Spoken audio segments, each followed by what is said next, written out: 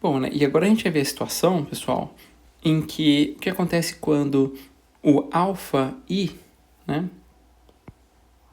Que na prática alfa i asterisco é igual ao c, tá? Quando isso acontece, a gente tem três possíveis situações, né? Ou o meu εi é maior do que 1, tá? Ou seja, erros no conjunto de treinamento. Então, o que acontece? O alfa i maior do que 1 é quando eu tenho uma amostra, por exemplo, que é da classe azul. Olha só, ela ultrapassou o hiperplano e foi lá pro lado da margem vermelha, por exemplo, tá? O alfa i entre 0 e 1, ou seja, são amostras situadas entre as margens, então elas ficam aqui, ó, ou aqui, por exemplo. Isso é importante dizer, né, pessoal, que quando isso acontece, isso não são erros, tá? São apenas amostras que estão violando as margens, as regras. Aqui, quando o epsilon é maior do que 1, ou seja, a amostra cruza o hiperplano, a gente tem um erro, tá? E por fim, epsilon igual a zero, então as amostras, né, estão aqui sobre as margens, né, ou distante delas. Tudo bem? Então, o que é importante a gente saber aqui até o momento? Nós estamos trabalhando, vimos um pouco sobre as SVMs de margens suaves.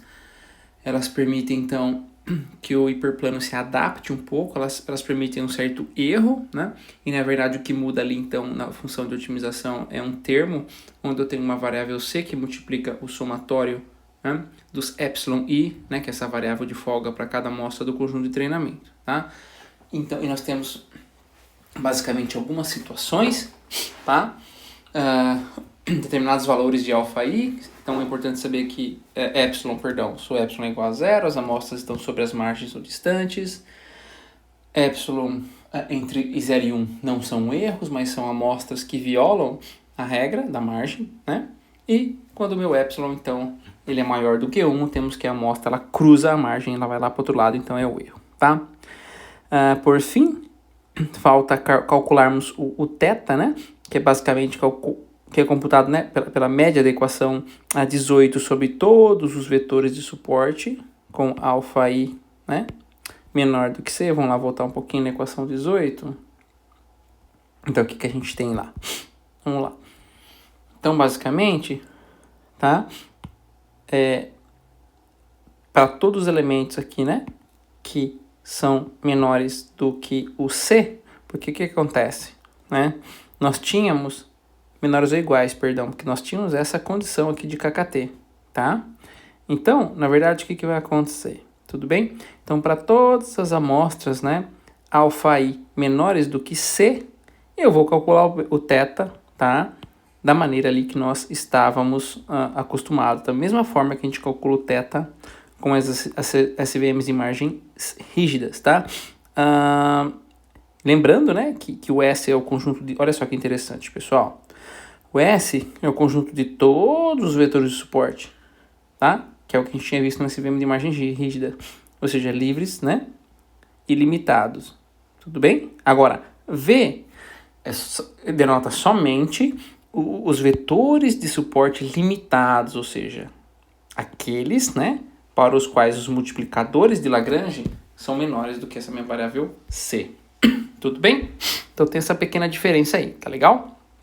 E por fim, né, para a gente finalizar, nós temos aqui a questão das SVMs não lineares, tá? Então, ou seja, quando a gente tem dados, né, o que acontece? O classificador SVM, então ele tenta encontrar esse hiperplano, né, que maximiza a margem, tá? Que na verdade isso chama-se, na verdade, de classificador de máxima margem. Na prática, o que é o SVM, né? A ideia é o quê? Primeiro, eu mapeio os dados para um espaço de maior dimensão e lá eu encontro esses hiperplanos que a gente viu, tudo bem? Seja por margem rígida ou suave, tá? Então, por exemplo, o que acontece quando eu tenho um conjunto de dados que ele tem essa distribuição aqui, tá? Ou seja, ele é um conjunto, né? Ele pode ser separado, mas é um pouco mais difícil. Suponha, né, que nós tivéssemos amostras vermelhas aqui, ó, tá? E qual que é a ideia, né? A ideia é que, baseando-se naquele teorema de Cover, ou seja, a ideia é que um espaço de maior dimensão as amostras vão estar melhor distribuídas. A expectativa que nós temos, né, pessoal, é que esse conjunto vai ser separável por um hiperplano, por exemplo. Então, eu faço esse mapeamento, tá? Um espaço de dimensão, por exemplo, aqui, né, a gente tem a dimensão RM, aqui, perdão, Rn, vou para o espaço Rn', né, em que N' espera-se que seja muito maior que N, tá? Então, o que acontece? Aquela ideia, né? Suponha que nós tivéssemos duas amostras no espaço 2D, e na verdade elas estão em cima da outra, tudo bem. Só que se nós tivéssemos um cubo, na verdade não significa que elas estão uma em cima da outra, né? É que a gente estava vendo elas dessa forma. Poderia ser que, por exemplo, elas estivessem uma atrás da outra, olha que legal. Né? E aí sim eu iria traçar, então, esse hiperplano. Imagina como tivesse um cubo de gelo, e eu, então, cortasse esse pedaço do cubo de gelo com um hiperplano. Aí eu conseguiria separar as amostras. Então, qual que é a ideia? De novo, né? Eu estou no espaço original aqui, as amostras não estão bem comportadas, eu faço um mapeamento para um espaço de maior dimensão e depois eu aplico o algoritmo de máxima margem. Então, essa união das coisas que a gente chama de SVM, tá? E o mapeamento para o espaço de maior dimensão, tá? Essa solução aqui, ela é conhecida por a kernel trick, tá? Vamos ver como é que ela funciona então.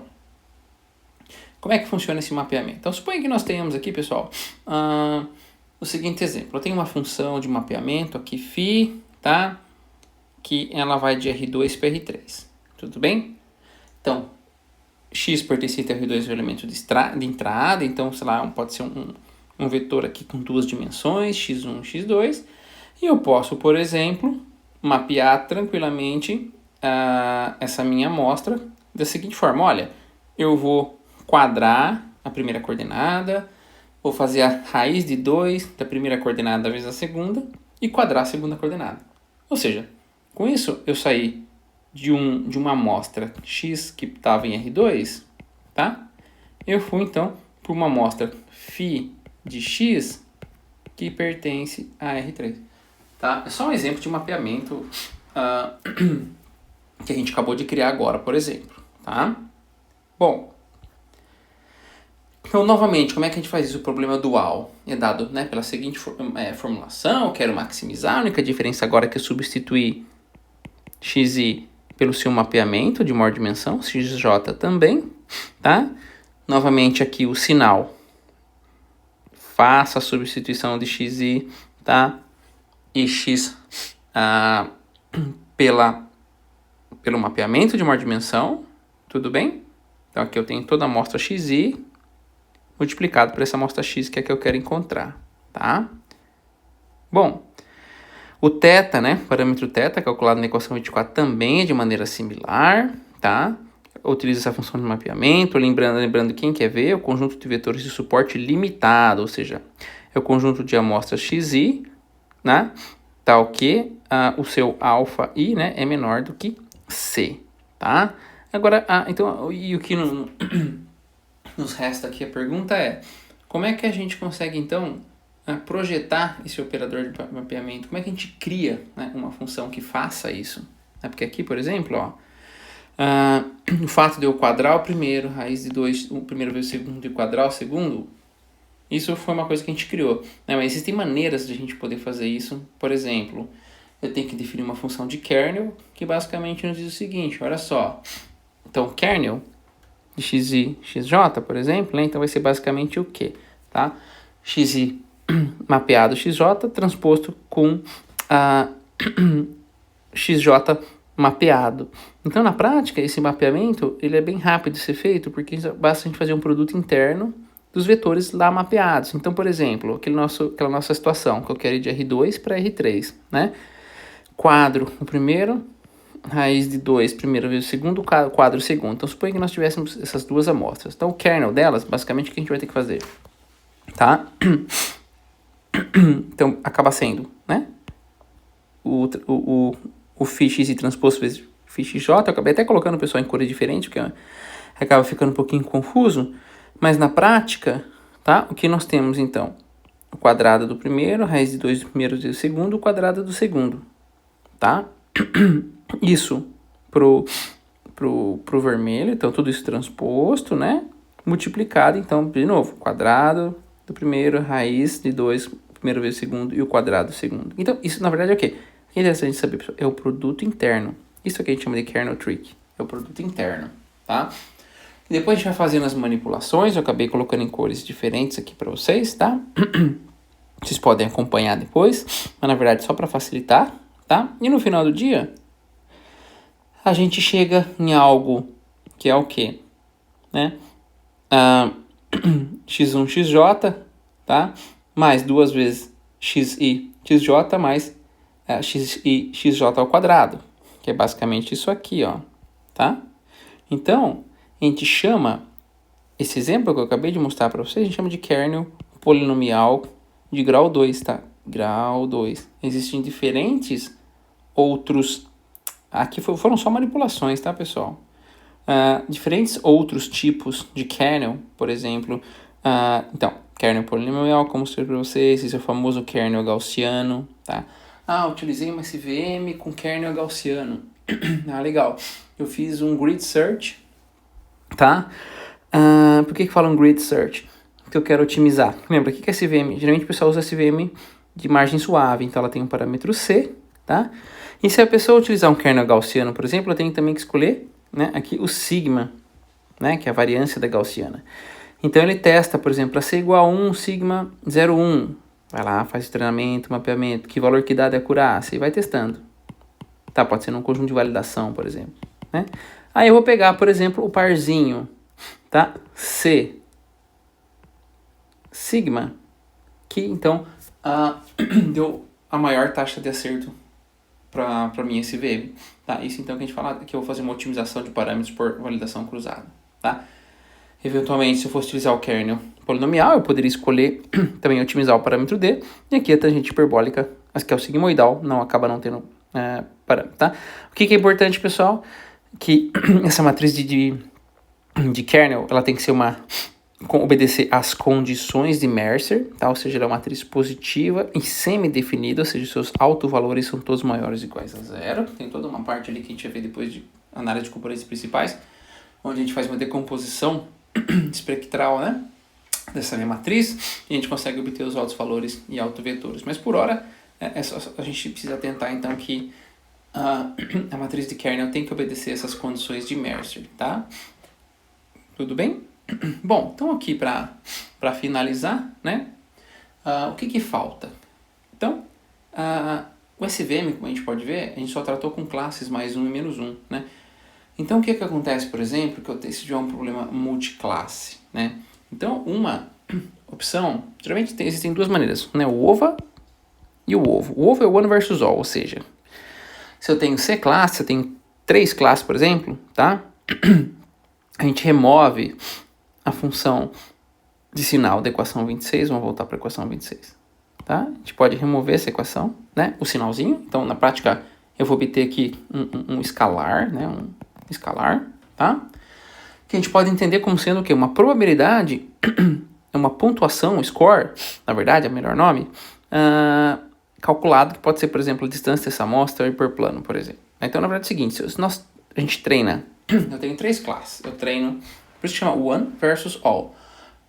Eu tomo todas as amostras da classe 1 e faço todas as amostras da classe, por exemplo, 2 e 3 como sendo da classe vermelha e as amostras da classe 1 como sendo azul. Vou lá, treino uma SVM. Depois, tomo todas as amostras da classe vermelha e faço as amostras das outras duas classes como sendo de outra cor. De novo, tenho mais um outro SVM binário. E por fim, faço a terceira situação, tá? Por isso chama one versus all. Aí eu vou ter 3 SVMs, tá? E basicamente, quando eu quiser classificar, eu entro com uma amostra e a SVM que der um score maior para aquela amostra, tá? Vai ser então a SVM daquela classe, né? Então, por exemplo, se for SVM da classe 2, então aquela amostra é classificada como sendo da classe 2. E tem uma outra opção, que é one versus one, que na verdade nós fazemos combinações par a par de SVMs, né? Então aqui acaba sendo aqui, ó, CC-1, 2, que na verdade não é uma combinação C2A2, eu tenho 3 classes, tá? Então, isso, assim, acaba tendo aí uma ordem, né, de C quadrado, nesse número de classes, de classificadores. E, na verdade, então, se eu tenho todos contra todos, e para cada uma dessas combinações, o classificador vencedor recebe um voto, né? Então, por exemplo, SVM 1 e 2. Eu vou lá e submeto uma amostra para classificar. Ele falou que é da classe 2, eu vou lá e conto um ponto. Aí eu faço SVM, por exemplo, 2 com 3.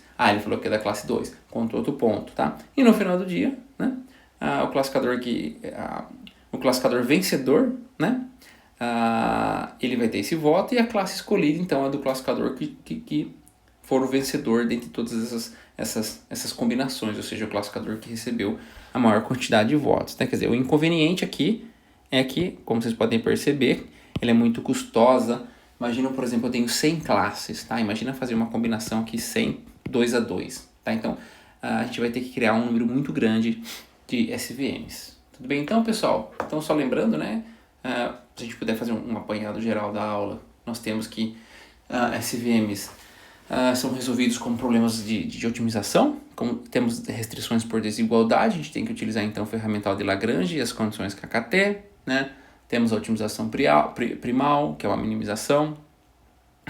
Calculamos as derivadas dos pesos dos parâmetros do hiperplano, né? Que é o θ e o w com relação à função primal.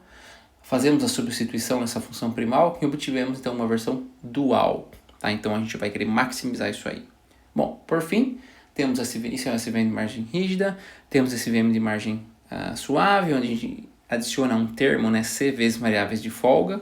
Eu tenho uma variável de folga, né, para cada amostra de treinamento. Isso acaba mudando um pouquinho a maneira como a gente calcula, mas é a versão mais utilizada. E por fim, na verdade, o nome classificador SVM é o conjunto mapeamento para o espaço de maior dimensão utilizando as funções de kernel, e depois utilizar um classificador de máxima margem, né, seja o rígido ou suave, no conjunto de dados. Então, essa combinação, quer dizer, mapeamento para maior dimensão e utilizar um classificador de máxima margem, é o que dá o nome do SVM. E por fim, temos dois tipos de abordagem de tratar problemas multiclasses, né, porque os SVMs não são classificadores binários. Tá ok, pessoal?